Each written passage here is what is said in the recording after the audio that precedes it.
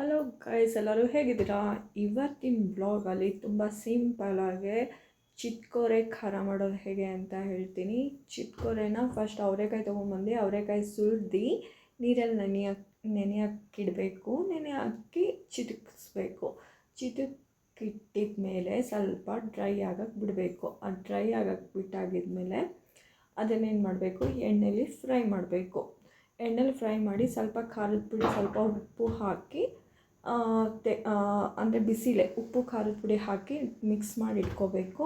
ಆಮೇಲೆ ಅದಕ್ಕೆ ಕಡಲೆ ಬೀಜ, ಕೊಬ್ಬರಿ, ಕಡಲೆ, ಬೆಳ್ಳುಳ್ಳಿ ಇಷ್ಟನ್ನು ಮತ್ತೆ ಫ್ರೈ ಮಾಡ್ಕೊಂಡು ಕರಿಬೇವಿನ ಸೊಪ್ಪು ಇಷ್ಟನ್ನು ಫ್ರೈ ಮಾಡ್ಕೊಂಡು ಹಾಕೋಬೇಕು. ಲಾಸ್ಟಿಗೆ ಅವಲಕ್ಕಿ ಕೂಡ ಫ್ರೈ ಮಾಡ್ಕೊಂಡು ಹಾಕೋಬೇಕು. ಇದೆಲ್ಲ ಮಿಕ್ಸ್ ಮಾಡಬೇಕಾದ್ರೆ ಉಪ್ಪು ಖಾರದ ಪುಡಿ ಮತ್ತೊಂದು ಸ್ವಲ್ಪ ಹಾಕಿ ಚೆನ್ನಾಗಿ ಮಿಕ್ಸ್ ಮಾಡಿದರೆ ಚಿತ್ಕೋರೆ ಖಾರ ರೆಡಿ ಆಗುತ್ತೆ. ಇಷ್ಟೇ ಸಿಂಪಲ್. ಅವಲಕ್ಕಿ ಬೇಕು ಅಂದರೆ ನೀವು ಅವಲಕ್ಕಿ ಹಾಕ್ಕೊಳ್ಳಿ.